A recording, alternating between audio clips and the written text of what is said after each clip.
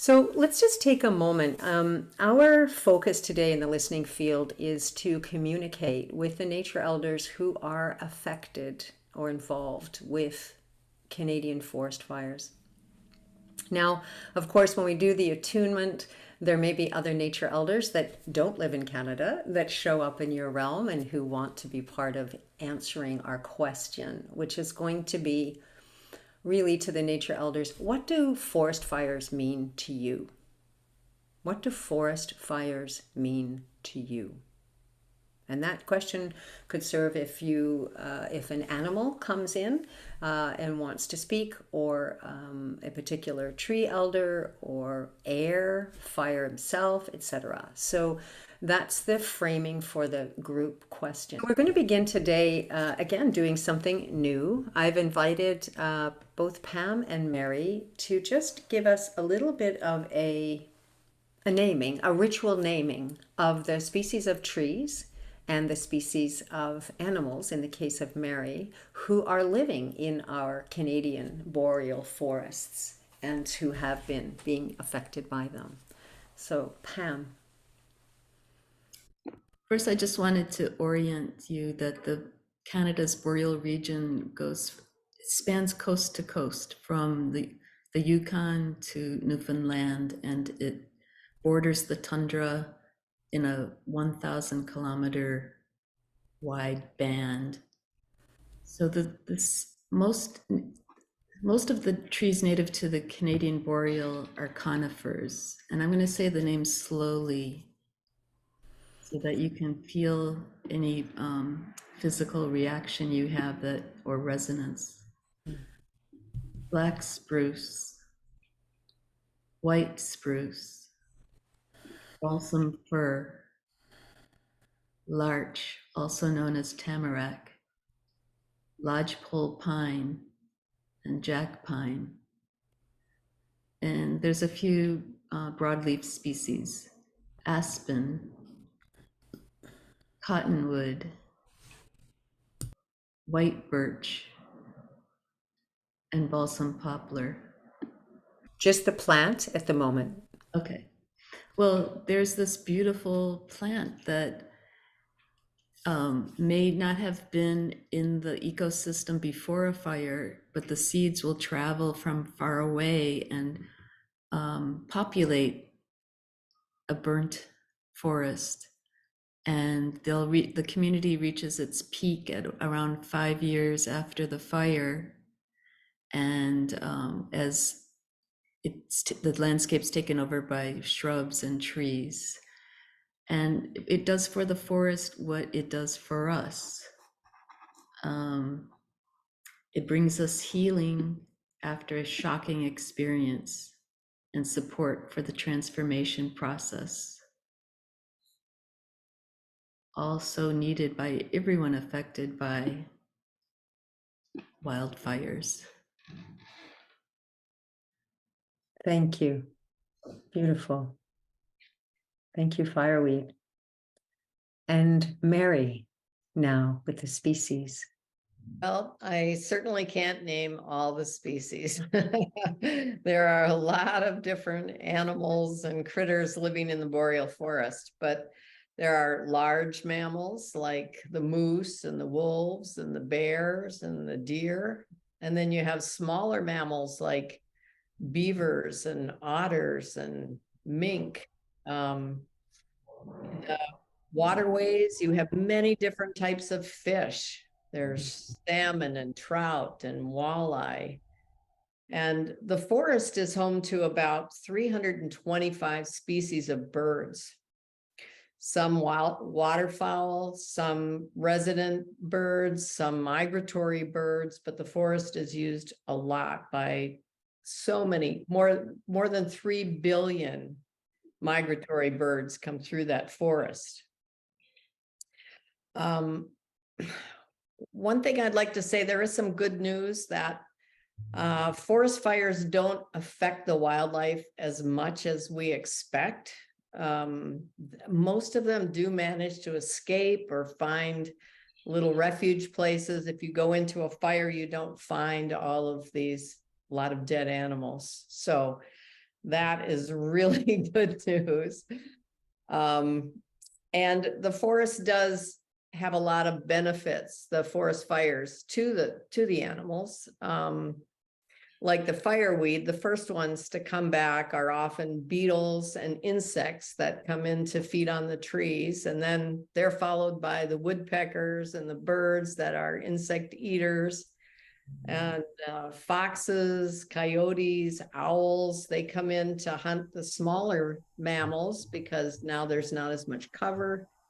And then as the shrubs and the trees start to grow, it's excellent food for the bears and the deer. And so the fire really does create a whole new sort of set of ecosystem circumstances. Clearing out the marshes makes room for more wildfowl, waterfowl, beavers, so it's not as devastating as we think of for all of these animal species. And it's a evolutionary process they've gone through for thousands of years.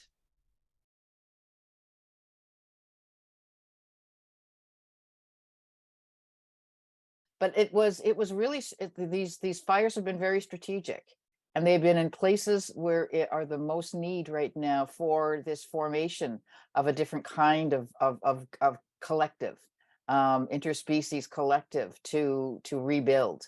So that's what it was. And the fact is also that what's interesting about for the soil, they were reminding me that when the debris that has already been on the ground is burned, it actually returns into the soil much faster than if it were through decay. So the release of nutrients and the rebuilding of the soil is it's actually their acceleration of soil regeneration that we don't seem to understand a lot about. But they don't like the word community. They don't like that at all. But anyway, that was my wonderful experience. Thank you, Mary.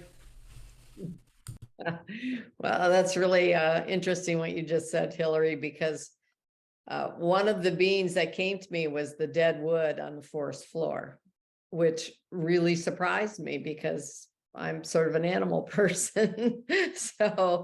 And that's exactly what the dead wood said to me, that they welcome fire to help them move on quickly and nourish the soil. And without the fire, it takes them a long time to transform. And they went on to say, though, once their physical energy is gone, they can take on a new form and begin a new life. And their message to us was, do not cling to the past or the known, open yourself to transformation. So, it surprised me. And the other being that came to me was a fire NATO, which is a temporary being. And here I thought I was going to talk to a beaver. Darn. I'll go back and do that some other time. I had very similar things. I was surprised. I was surprised at the power of Raven's voice. I mean, Raven has been in my face for the last week or so in several different contexts, but they were really, like, the call was so loud, as you have to come back to the present. And that the fire is, the worst fire is the grief and anger in people's hearts that people have held on to from the past. And that out pictures in all kinds of destruction, and nature will transmute that into something that pushes us forward in our growth. And what I kept seeing was the smoke drifting down to the States from Canada.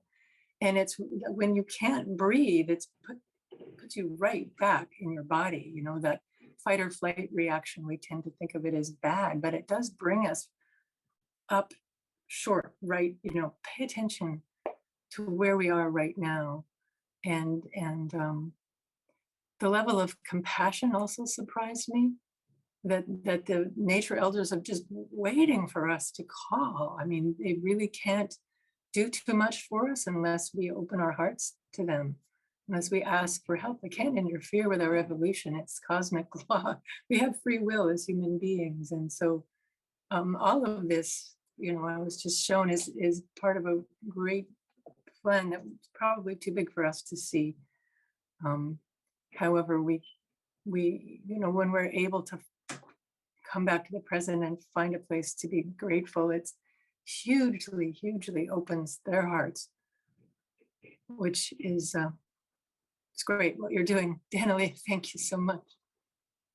What gave me great assurance in this particular time together was the presence of the star people. And there's this picture I was given of these starships surrounding the Earth of benevolent star beings. There are others, but there's a lot of benevolent star beings, and there are others.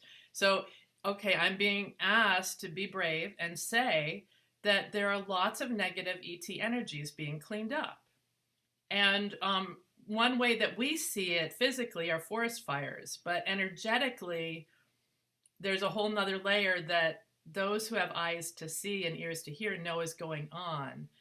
Underground stuff is being cleared, and there's like huge vacuum cleaners in the sky, if you want to use a modern metaphor. And this crap is literally being sucked out of this energy field. So the new Earth people, the beings that came to create peace on Earth, actually have a field that's coherent with our energy.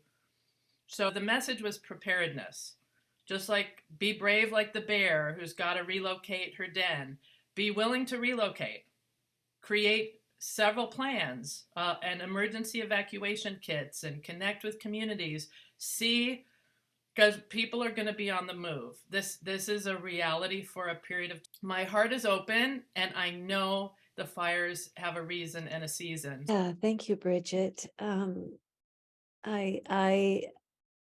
The message that I put in the chat from Birch with respect to renewal of the waters, not just the renewal of the waters about the rain picking up the nourishment available in the ashes and, distributing it into the soil and far beyond the area of the fire, but also with respect to the waters in Canada, which hold so much. This is relative to the changes that are going on, which hold an energetic signature that's really important for the earth as a whole.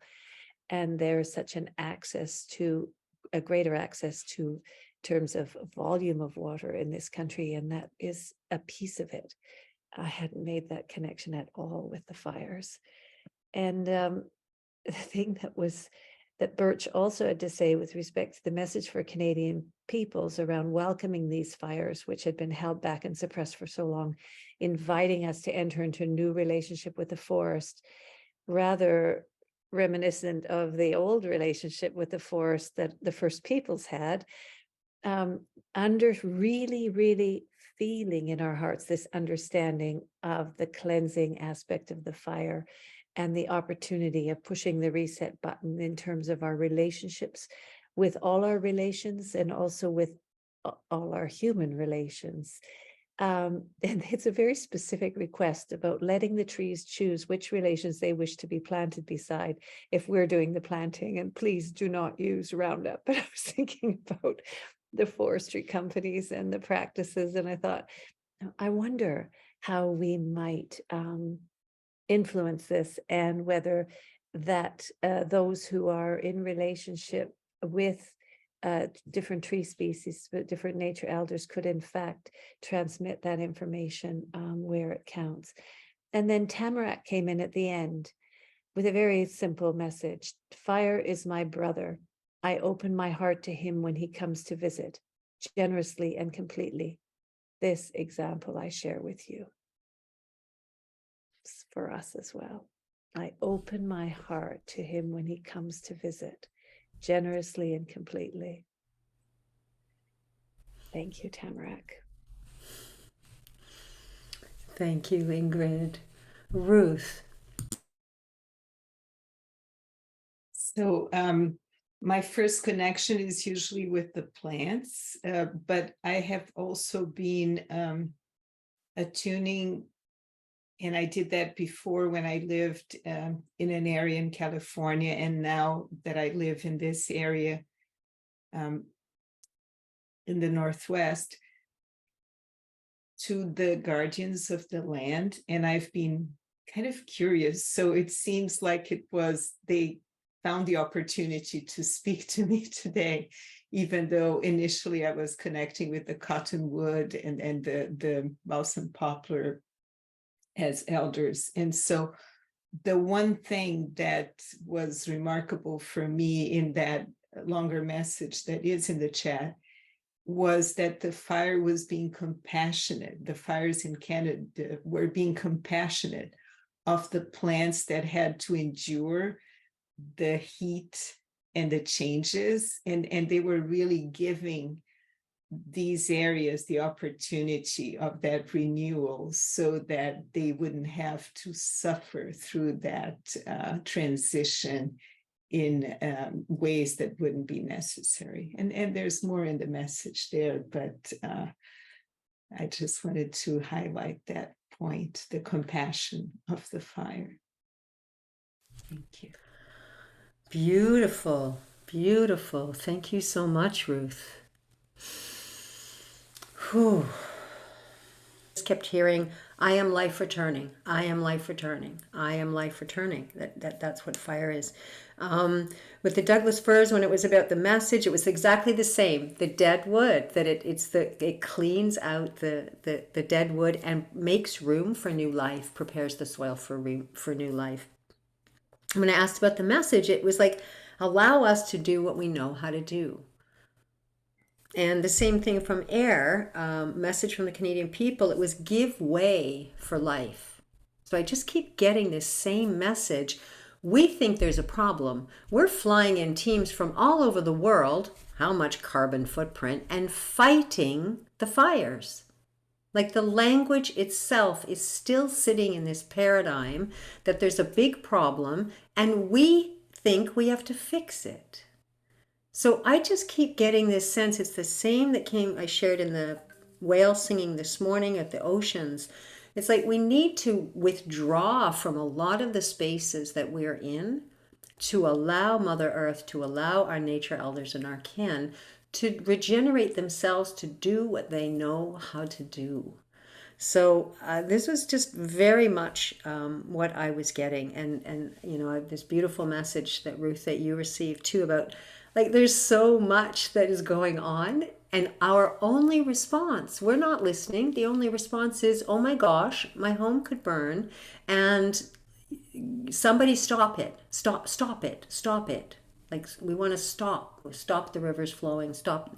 So there's just this broader paradigm shift that I believe we're just really being called to listen. And if something's going on in nature, there is a really good reason. And maybe we should stop our default behavior and let's listen in a way like we are now, to how can we support what the essence of this is that is going to serve all of our lives. And if that means we have to adjust where we live and how we create our buildings and how, you know, like then we need to be adjusting that, recognizing that we are nature as well, and that, you know, we can't take up more space because other relatives need space too. So Hillary. I didn't get the opposite message. I got the same message. It was just they didn't like the name community. They didn't like the those kinds of terms. So it was the same kind of message. But I do think when we unpack next week, we have to be looking at very clearly, how do we deal with the fear? Because when your home is burning, you don't think about, oh yeah, this is a really good thing to happen. So I think in the unpacking next week, we have to be really sentient and listen to what is the message that of how we communicate this, because otherwise it's just going to be, we're going to continue with the fear. Yeah, it's such a rich conversation, and to me, when you asked me, for example, at the beginning, what it meant to me, I was in an area that needed to be evacuated, and we thought we might all burn to death and everything around us, and it's terrifying. Then it's another level that you can say yes, and it brings renewal. And I think it's important to be aware of those two things, because if you're the one whose family could be killed or destroyed. And in fact, it often seems that many of the vulnerable communities are ones that don't have as many means as the other ones who are watching and saying, oh, how can we help? It is reconciling that one thing of the human survival thrust that, you know, you just got to survive, which means stop it. And the other one of maybe more evolved and whatever, to be able to say, okay, this is a process. Let's organize so that we don't have people in that situation.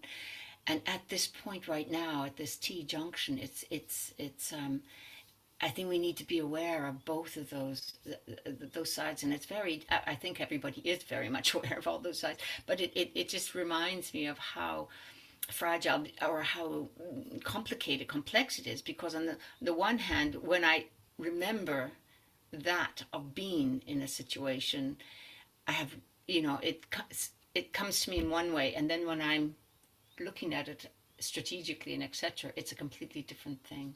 Thank you. I did ask the question of Douglas Fir. I said, does fire scare you? Do you contract? And all I heard was, it is the way. It is the way.